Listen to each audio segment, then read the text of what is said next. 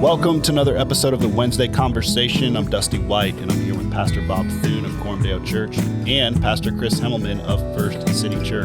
On Wednesdays, we sit down to talk about how the gospel of Jesus Christ connects to the questions and issues of everyday life.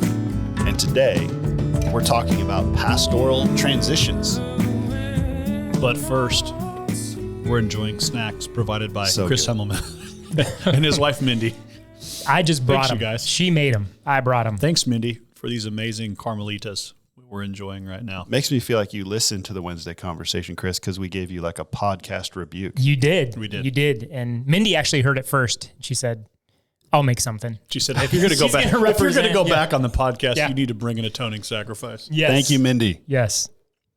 Why are we?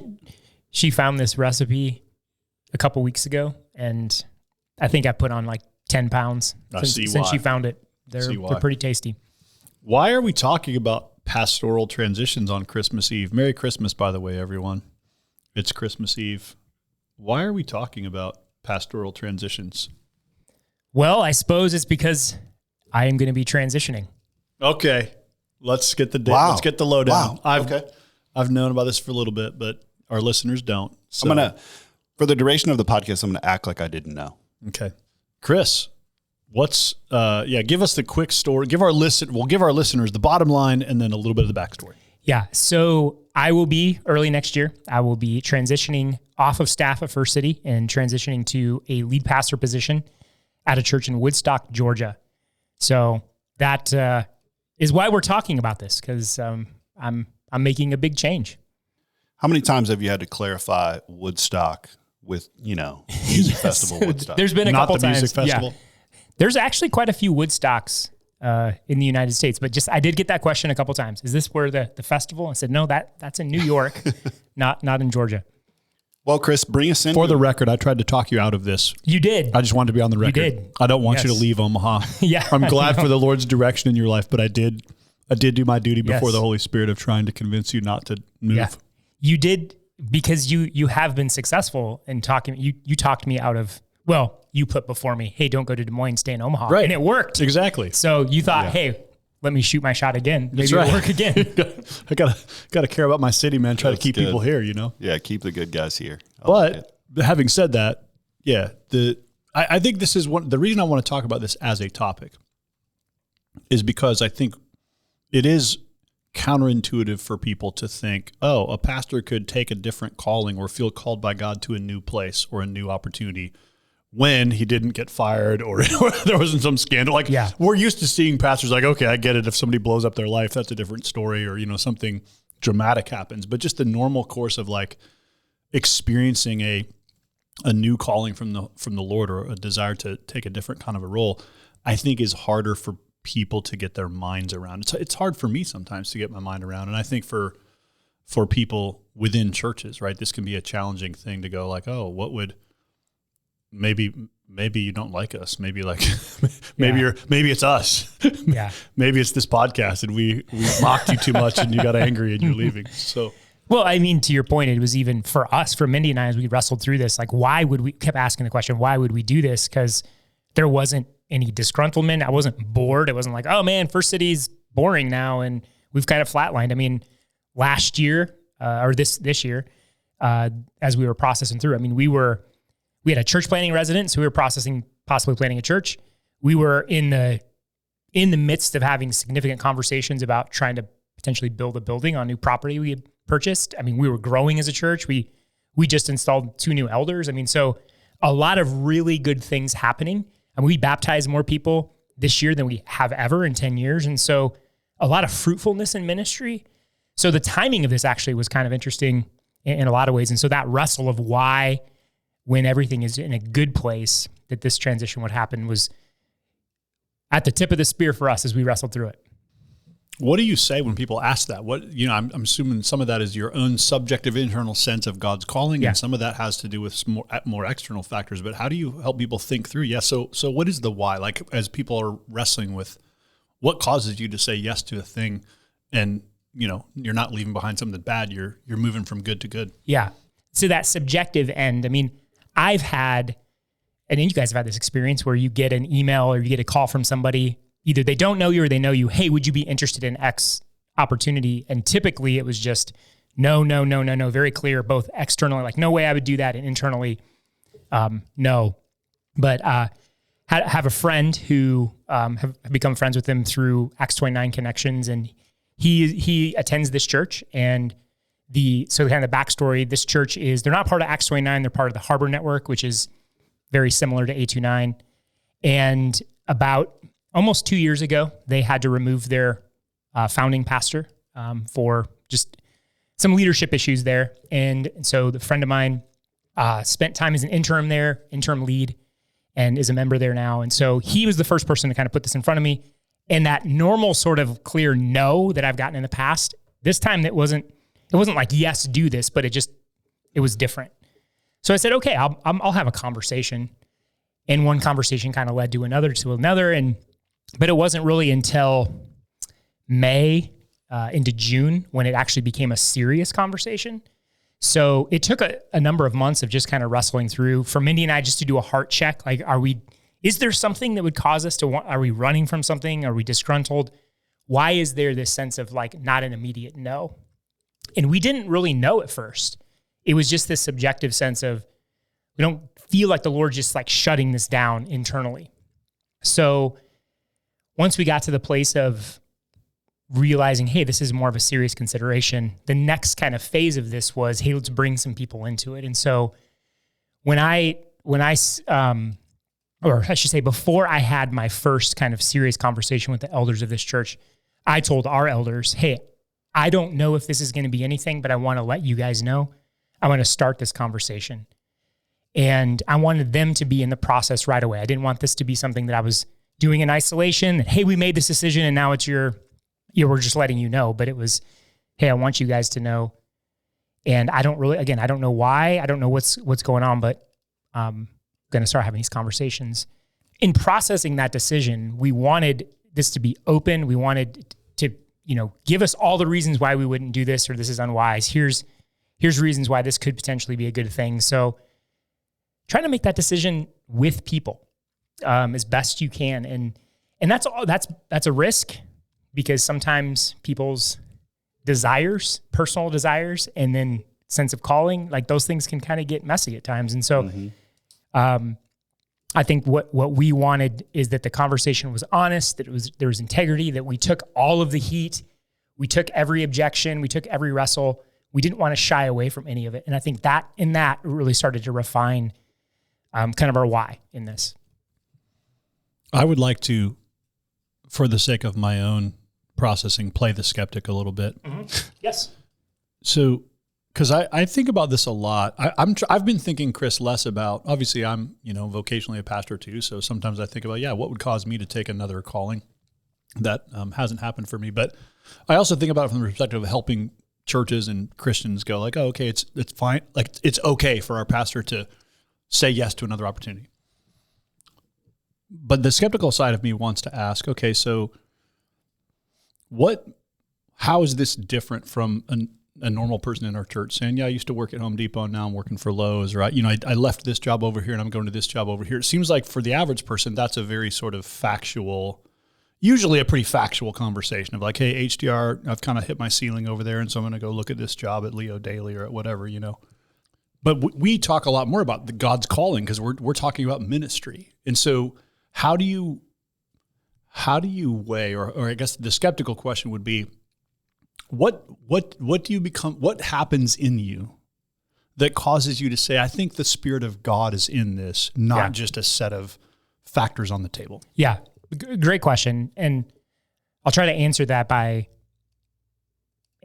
talking through kind of what began to materialize to where we kind of believe we were seeing that. And so I think for us, the two biggest factors in which we sort of discerned, hey, this is the Lord's calling, is one, there was a specificity to the type of pastor that they were looking for and the need that they had as a church, and also a particular level of alignment already with my philosophy of ministry and kind of values. But then also as they articulated, hey, this is the type of leader we want and we need. And after we did our second I did my second interview, but Mindy had jumped in with that one. And after that conversation with the search committee, she looks at me, she goes, this is oddly specific, like related to what they're articulating and who you are as a leader.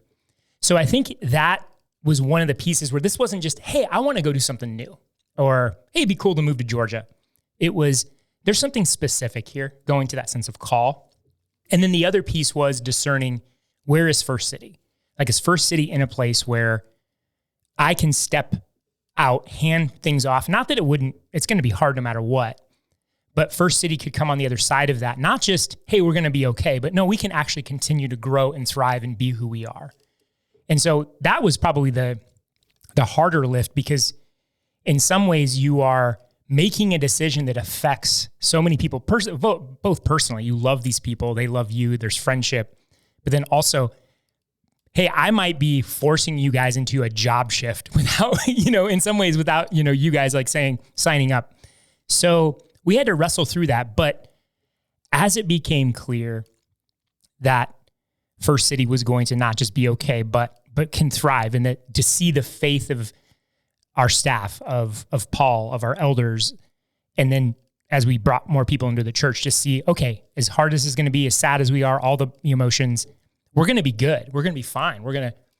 And so I think that as a pastor, I'm a shepherd, right? Like I'm to shepherd the flock. I care about, it's not just I'm going to just go get a different job. Like I'm still accountable before the Lord for these people. And so if I'm going to make that transition, I have to be sure in my heart that they're going to be okay. And so helpful. That's where those kinds of things are what we wrestled through.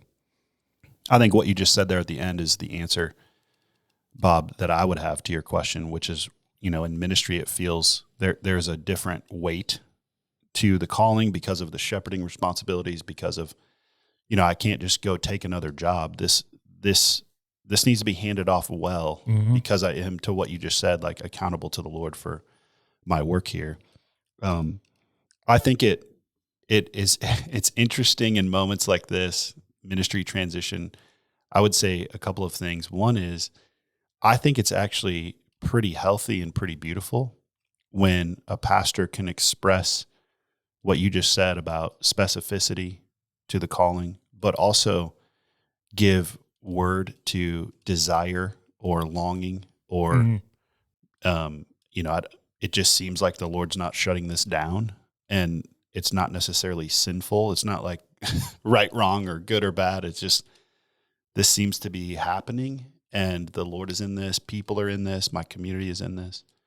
So I remember, some time ago talking about, it's okay. Like, if the Spirit is in me, He's aligning my desires, hopefully, in my conscience. Otherwise, I'm going to be found out, or I'm going to be, this is going to come back in some other ill way that I'm unaware of. But as long as the Spirit is in it, and the Spirit is in me, and the community is in it, then this is going to get solidified in a good way. Yeah. And I remember the conversation that we had, a couple months ago, where you sort of articulated, hey, it's okay to tell people you want to do this, that the Lord has put a desire, and it's actually helpful for people to hear that. That was really helpful for me, because through a lot of this process, there is this trepidation of, hey, we're making this decision. We believe the Lord is calling you to that. And I know that's really hard, and there's a lot of emotion around that. How do I talk about that in a way that's exciting without it feeling callous or just like I don't care about people? So I think I got a little reluctant, which I come to see, which is not helpful, because people really needed to hear that, no, I want to, like, the Lord has birthed a desire. And that too, when as this started to become clear, just kind of the external factors, there was this, Lord, give me and Mindy, give us faith and a desire to do this. And so as that began to develop, I think that was when we just needed to be honest about it. It's like, hey, we actually want to do this. Not only do we think it seems like the Lord is calling us to do this, but we want to do this. And I think what was encouraging to see particularly people of First City, our staff, our elders, members of our church, to start to see them embrace the opportunity of a new season of, like, okay, post Chris, not like, hey, get out of here, Chris. We're fine without you, but the Lord has things for us, and this could be good for us.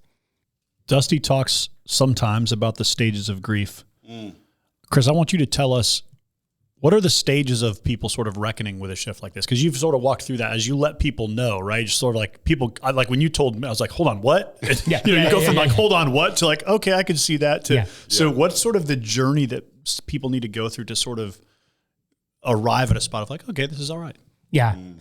So it does it, especially when you're talking about, there's not conflict. There's not, hey, I'm bored, or hey, I'm trying to, do something bigger, or even, I think it would have been easier in some ways if I would have told people, hey, I'm going to go work for X29, or I'm going to go back in to be a professor, or, go get my PhD and teach at seminary.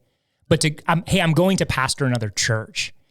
That was just, you love them more than you love us, that kind of thing. And so there is that shock because there's deeper relationships. I mean, planted a church 10 years ago. These people have become our closest friends, and we've been in the trenches. And so you just all that. So there's that sense of shock. Then I think wrestling through the questions of why. And then when you invite people in to discern that call with you, it's a weird space for them because they're trying to set aside their own sort of emotions and perspectives, and yeah, they're going to bring wisdom, but I think they're trying to walk this line of, hey, how can I be objective as I can be? And so I think that's just processing through that. What we experienced from Mindy and I, what we experienced from people was you kind of walk through that initial sense of shock, give some explanation, allow that for people to just kind of process through that. And then once you kind of get to that place of acceptance, and this is where we kind of are right now, we did our members meeting the end of October where we fully announced it to everyone. And yeah, there was like a week or so of just shock and emotion. And then now in this season where people have sort of accepted it, it's really cool to see their faith.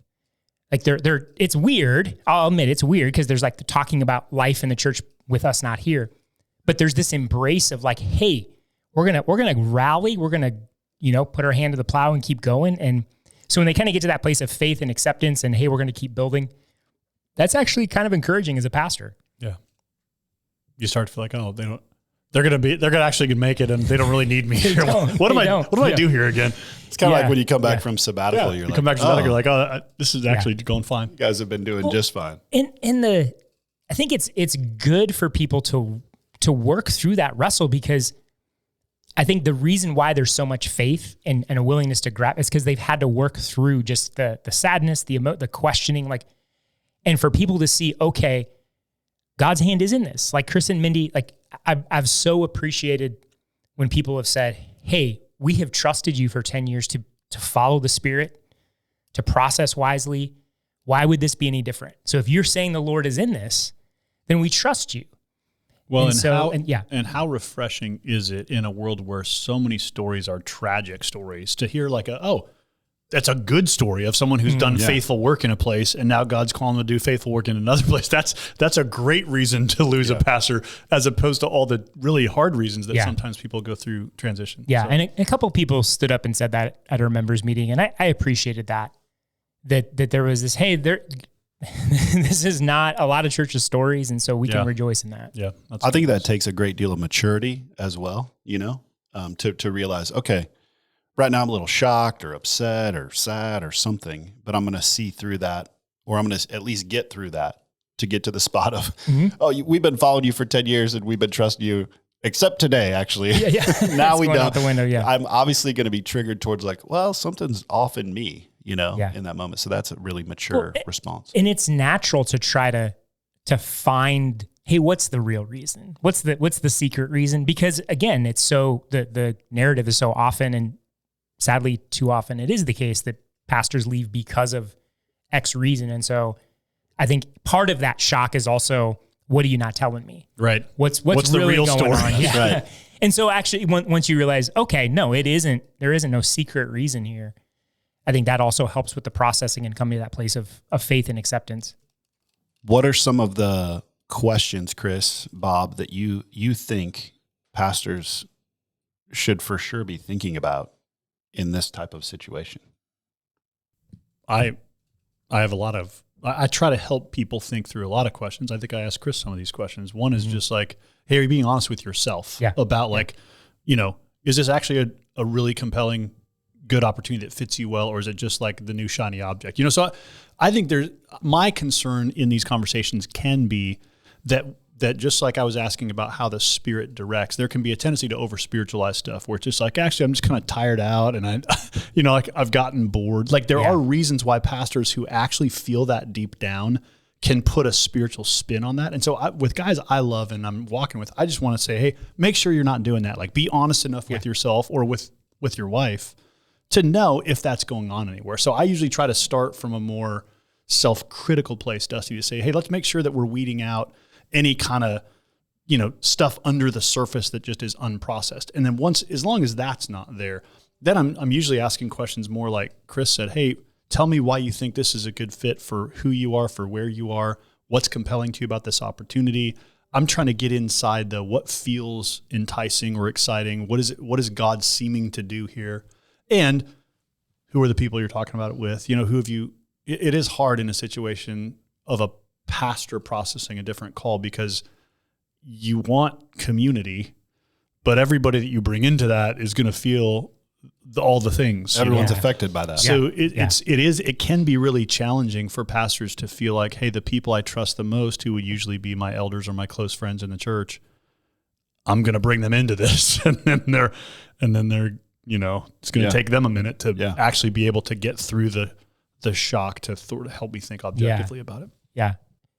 And the things that I've been grateful for is it really was, okay, we're going to put 10 years of trust built and kind of stretch the hinges here in this process. But to see the fruitfulness of 10 years of trust and relationship that has been built, I think why this process, as hard as it was and as emotional it was in kind of wrestling through things, there was always this sense of integrity, of openness, of, hey, everyone is willing to have and say what they're feeling and thinking of, hey, here's the ways in which people have said, to Mindy and I, hey, this is where we feel hurt. Or like when we were in the middle of the decision, there was a lot of things kind of happening in the church, heavy pastoral things. And people just saying, hey, it feels like if you were to leave now that this would just be like, almost like you're abandoning us. And they didn't mean it that strongly, but it felt that way. And so you're like, okay. And then there were times where I, was like, hey, it feels like you guys, I don't know if you are actually with me in trying to discern this with me. So just being able to be honest with each other about that. And because there was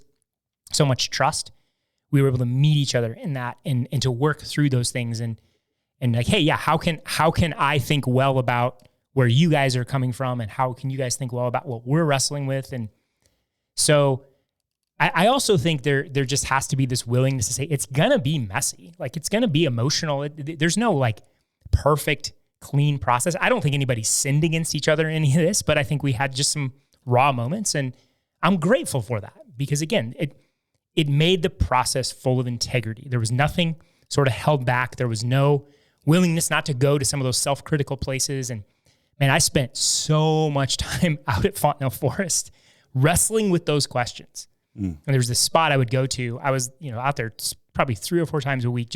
I'd go and sit and just be like, Lord, just make this clear. Like if there is any of this, if I'm running from something, if there is something that is like, I'm just discontent or, just these unhealthy motivations, like expose that, make that clear.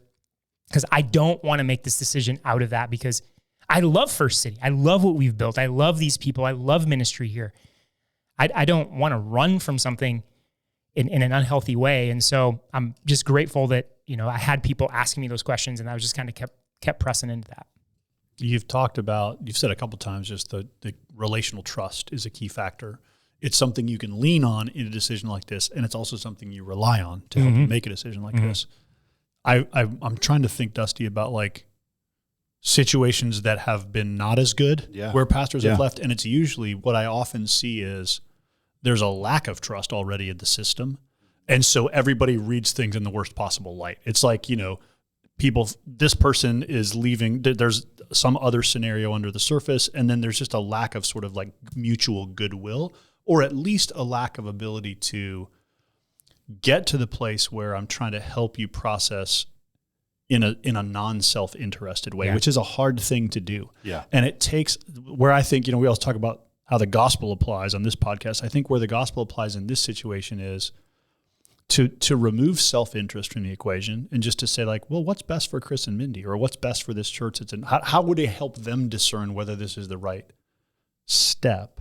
Requires me to pull all my self-interest off the table and just say like, I can love this person as a human being, not as this is the pastor of a church that we helped to plant, and he's a partner in ministry in the city. And like, I'm feeling certain losses with Chris not being here, right? Of just like, that's going to mean things for like what it looks like for us to go forward. So I have to take all that off the table and be able to just say, well, let's just ask the question. It's not an issue of sin, good, bad, right, wrong. It's an issue of like, there's a wisdom decision to be made. Yeah. So how do we enter in with wisdom?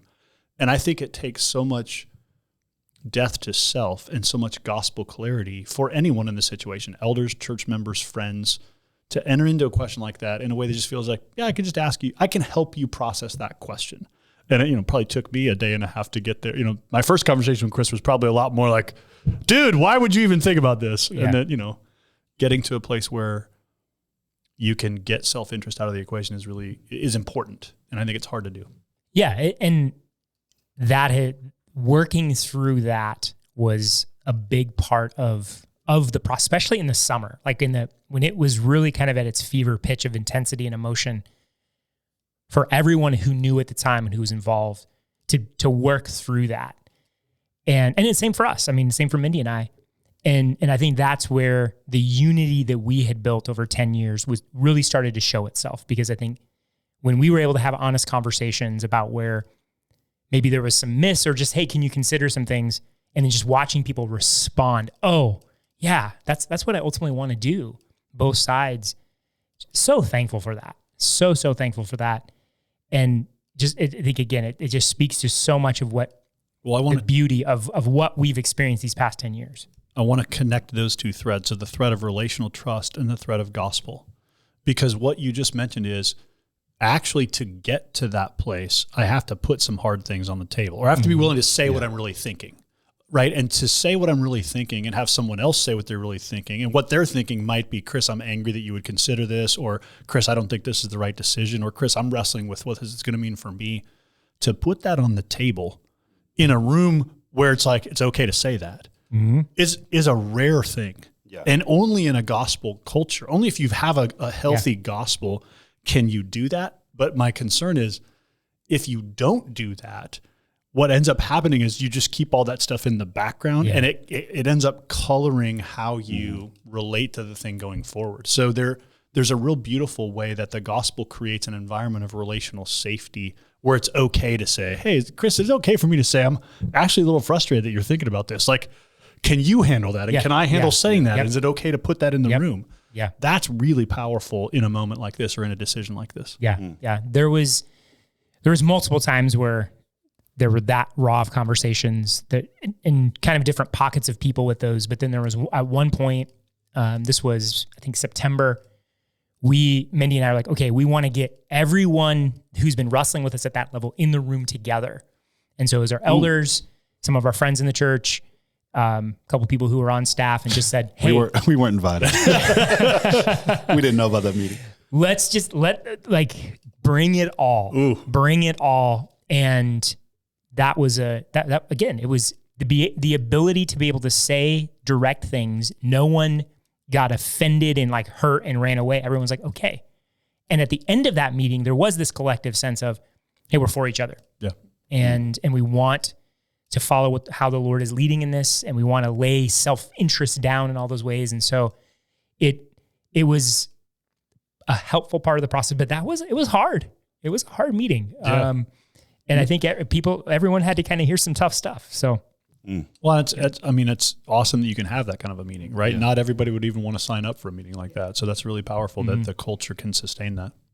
I just want to acknowledge that he transitioned is a tense phrase in the moment that we live in. So it could mean multiple things. Oh my goodness. So we have joked about that on staff. He moved to Georgia is maybe so a different way of saying yes. Chris's transition. I want to acknowledge I think it's good for every Christian who's a part of a church to realize you're going to go through this at some point. Yeah. Like, even if I'm at Coram Dale till I retire, at some point I'm retiring. Yeah. Or dying, it's like there's going to be a pastoral transition in your church at some point. So it's wise for Christians to recognize we're not talking here about like something that, maybe once in 100 years it would happen. We're talking about something that's absolutely going to happen because pastors are mortal.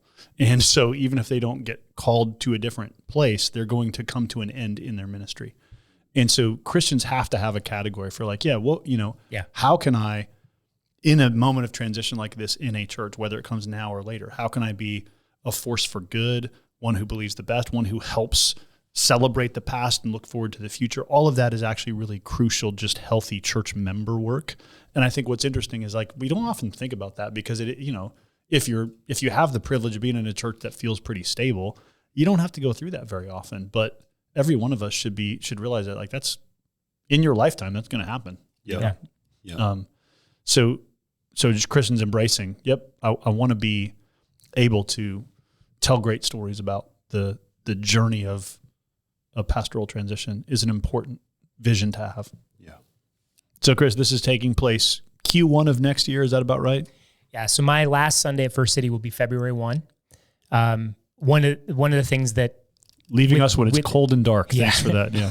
With the transition. So the last Sunday in February will be the 10-year birthday of First City. That's awesome. So wanting to be present for that Sunday. The actual party will probably be in the fall of 2026, and Mindy and I will come back for that, but want to be there to mark that. And then the Sunday after will be my last Sunday. And then we're targeting mid to late February when we actually pack up and move. Yeah. So we got month of January, rest of December, month of January. A few more Wednesday conversation episodes where we will hear your voice. I will be here. I'm going to be here for January. I love it. You heard it here. Love it. Love it. Well, I hope this has been helpful just to think through the simple category of pastors making transitions in their vocation. And if there's a particular question that you wanted us to talk about that we didn't get to, that's where we invite you to email and let us know, and we'll certainly try to follow up. But you'll hear Chris for the next few episodes, and then sometime in the middle of January, February, you won't hear him anymore, at least not from this studio. So, Chris, thanks. By the way, thanks for being a part of the Wednesday conversation since basically its very beginning. Well, this has been one of the joys of ministry. I mean, partly just it's fun to be able to record, but I've just loved that a couple times a month I get to come out, hang out with you guys. So this has been a highlight for my time here. So thanks for letting me stay on even after we planted. I like that you have a key fob to the building and just let yourself in. It's sort of like once every few weeks, Chris Hellman walks up and just lets himself in the building. And people are like, who's that guy? I so appreciate Don't worry, that. he's on the podcast. Some of our staff are probably like, who is that? Just wandering in. The goal of this podcast is to equip our own church for discipleship and mission. So if you're a Christian or a church leader in another context, thanks for listening in. We pray that this conversation might be helpful to you as you minister in your context. We always love to hear from listeners, so if you have thoughts, questions, or future podcast topics, send an email to podcast@cdomaha.com. Thanks for listening. We'll see you next time for another episode of the Wednesday Conversation.